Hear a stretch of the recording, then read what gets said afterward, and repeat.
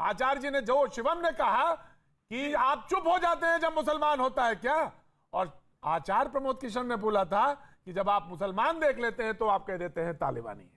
तो ये सवाल दोनों सिरे के हैं, दोनों सिरे पे हैं जी। आपका तस्लीम रहमानी जी, आपका समय, मैं उसके बाद सारा डिबेट ओपन है जी। मैं आ रहा हूं तस्लीम रहमानी साहब, तस्लीम रहमानी साहब आ रहा हूं। शिवम ऑडियो, रहमानी साहब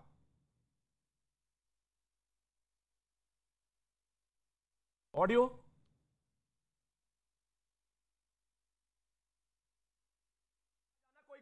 तस्लीम रहमानी साहब आवाज नहीं आ रही जी। Syed Asif Jilani, yes Syed Asif Jilani, audio problem है जी। सैयद आसिफ जिलानी, आंखें देखिए, नफरत में शराफुद्दीन की आंखें तो कमजोर हो गई हैं, अल्फाजों का भी चयन नहीं कर पाते। जरा दिल्ली के अंदर वसंत विहार में यूएनएचआरसी का ऑफिस है, उसके आप उससे पता करिए कि किस तरह से अफगानी जो लोग हैं वो अपना रोष जाहिर कर रहे हैं। अगर आप उन फैमिली के लोगों के साथ 15 मिनट भी शराफुद्दीन बैठ जाएंगे और इंसानियत के नजरिए से देखेंगे तो आपको तालिबान की सच्चाई दिखाई देगी, और उसको एक्सेप्ट करिए, उसको एक्सेप्ट करिए। कब तक आप इस तरह की बातें करके, गाली गलौज करके कब तक अपने आप को नीचे गिराएंगे? कब तक गाली गलौज करके आप नीचे गिराएंगे अपने आप को? आपको पता है पूरे हिंदुस्तान में लोग आपको बहुत बहुत गलत समझेंगे। जो मासूमों को मारा है उनके साथ 5 मिनट। अब देखिए प्रतीक जी, इस तरह की भाषा का अगर ये प्रयोग करेंगे तो मुझे लगता है कि डिबेट का स्तर भी ये गिराएंगे। शराफुद्दीन को तर्कहीन बातें करनी आती है, तर्क की बातों पे ये बहस नहीं करना चाहते। आराम से मैं तस्लीम साहब के पास, तस्लीम रहमानी साहब के पास जाना चाहता हूँ, वो नहीं बोले अभी तक। औरतों से पूछिए जिनके बच्चे अफगानिस्तान में रह गए और दुनिया के कोनों में दर दर भटक रही हैं। तस्लीम रहमानी साहब के पास जाना चाहता हूँ। तस्लीम रहमानी साहब, सवाल आज का जो था, ऑडियो आ रही है आपके पास? मेरी आवाज पहुंच रही है अभी कि नहीं पहुंच रही है? जी साहब, जनाब पहुंच रही है। मेरे पास तो आ रही है, आपके पास आ रही है कि नहीं? जी जनाब आ रही है, बेहतर। अच्छा, मैं ये अर्ज कर रहा था प्रतीक के, आप कई डिबेट्स में मैं आपके साथ इस इशू पे बात कर चुका हूं। ये न सिर्फ ये कि बहुत ही सीरियस इशू है बल्कि बहुत ज्यादा सेंसिटिव इशू भी है, और मैं समझता हूं कि इसे डोमेस्टिक पॉलिटिक्स के कंजम्पशन का इशू ये नहीं होना चाहिए। कोई इलेक्शन जीतने के लिए हम ये इशू डिस्कस ना करें तो देश हित वही होगा। आप ये देखिए कि हमारा वेस्टर्न बॉर्डर और ईस्टर्न बॉर्डर दोनों बहुत फ्रेजाइल है, अभी तक बहुत फ्रेजाइल हैं।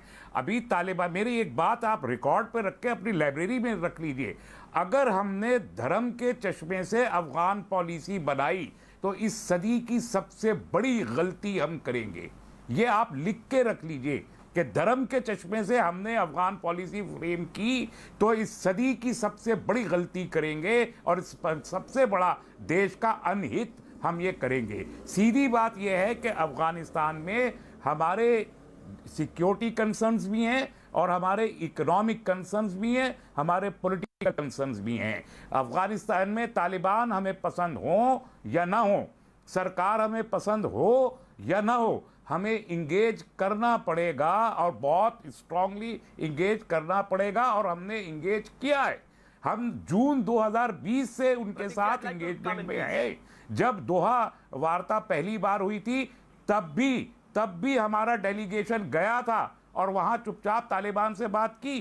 तेहरान में गया, रशिया में गया, हम मुस्तकिल तालिबान के साथ हैं, लेकिन हम एक तरफ तालिबान से बात करें और दूसरी तरफ इंडियन मीडिया को, हम अपने मीडिया चैनल्स को यूज करें उसको टेररिस्ट बोलने के लिए, और दुनिया में कोई उसे टेररिस्ट ना बोले, खुद हमारी सरकार उसे टेररिस्ट ना बोले। ये दोहरी पॉलिसी के साथ हम अफगानिस्तान को लेके नहीं चल सकते। शिवम त्यागी, आचार्य प्रमोद किशन, और 1 लाख लोग, प्रतीक जी, मैं तस्लीम, प्रतीक जी, अब इनको प्लीज आप इनको राइट सर, प्रतीक जी, राइट सर, तस्लीम साहब, दिस इज अनफेयर जी। प्रतीक जी, तस्लीम जी की उम्र का सम्मान करते हुए मैं इनको साफ कहना चाहता हूं कि प्लीज, एक लोकतांत्रिक मुल्क की फॉरेन पॉलिसी किसी मुल्क के जाति धर्म संप्रदाय को देखकर नहीं होती, लेकिन वहां पर मुस्लिम है, आप इस बात को पिन पॉइंट कर रहे हैं, विच इज रॉन्ग। प्लीज आप समझ लीजिए इस बात को। अब दूसरी बात, फलस्तीन से जो आपकी रिश्तेदारी ये देश बनाता था, निभाता आया है आज तक, क्या वो धर्म के आधार पर नहीं है? वहां तो आप बड़े खुश होते हैं और ये पूरा देश बड़ा खुश होता है, क्यों? इजरायलियों के साथ, ज्यूज के साथ क्या हुआ ये देश नहीं जानता? और उससे इंपॉर्टेंट बात मैं ये कहना चाहता हूं कि सरकार एंगेज करेगी और करना चाहिए, और न्यूज चैनल को इसी लोकतांत्रिक और मानवता के आधार पर आतंकवादी को आतंकवादी कहना चाहिए।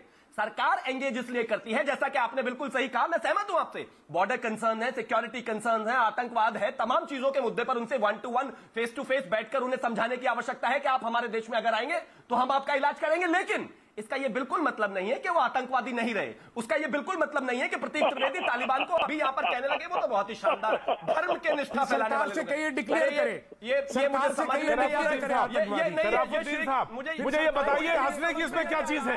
ये रामलीला के बाद इतनी बड़ी बिल्कुल मैं आ रहा हूं। शराफुद्दीन साहब, शराफुद्दीन, इसमें नहीं, इसमें कौन सी ऐसे हंसने की चीज है? मुझे बड़े दिनों बाद ये हंसी सुनाई दी है। क्या ये इंसान नहीं है क्या कोई जो हंस रहे हैं? अरे भाई ऐसा लगा जैसे रामलीला के बाद कोई वहां से कोई लाइव निकल कर आ ये इंसान है और इनका दिमाग इंसानों की तरह है, तो मैं इतना समझा रहा हूँ। एक तरफ आतंकवादी बोल रहे हैं, दूसरी तरफ टेबल पे बैठ के उनसे एग्रीमेंट कर रहे हैं। एक तरफ आतंकवादी बोल रहे हैं, दूसरी तरफ इंडियन एम्बेसी कोई एग्रीमेंट नहीं है। सुनिए, आतंकवादी है, आतंकवादी। सुनिए, ये आपको शायद लोकतंत्र का मतलब नहीं पता सरफुद्दीन। आपके साथ दिक्कत क्या है कि इस देश ने मुंबई अटैक में आतंकवादी को जिंदा पकड़ा था, सबको गोली मार रहा था, पूरे देश में गोली चला रहा था, लेकिन बावजूद अब उसको कोर्ट ऑफ लॉ में लेकर आए, चार्जेस प्रूव किए और उसके बाद उसको फांसी दी। अब तो कानून का ज्ञान ही नहीं है, मैं क्या करूं? सिर्फ चिल्लाने और हंसने भर के कुछ नहीं होता। मुझे एक चीज है, आचार प्रमोद कृष्णन, चलने वाला देश है। वन बाय वन, आचार प्रमोद कृष्णन, कहीं किसी रेफरेंस से शिवम त्यागी ने, आप ज्यादा बेहतर समझते हो, शिवम त्यागी ने एक बात कही कि क्या कोई रामलीला चल रही है? तो मुझे रामलीला में एक चीज याद आ गई कि रावण और राम का युद्ध चल रहा था, तो सभी को मालूम था रावण कौन है, लेकिन उसके बावजूद भी अंगद गया था, बातचीत के लिए गया था। डिप्लोमेसी क्या होती है? नहीं, शराफुद्दीन ना समझ में आए, शराफुद्दीन, हाँ, रावण, मुझे मालूम है आप कहां पे किस तरह टास्क कर रहे हैं, मुझे मालूम है। रावण कह के रावण का अपमान कर रहे हैं प्रतीक जी आप। ये तो राक्षसी हंसी है। रावण इतने महान, मुझे मालूम है आप किसी भी तो नहीं, मैंने सिर्फ मैं आचार प्रमोद कृष्ण, आचार प्रमोद कृष्ण, मैंने सिर्फ राम की उस चीज का सिर्फ उल्लेख इसलिए कहा कि डिप्लोमेसी एक अपनी जगह होती है।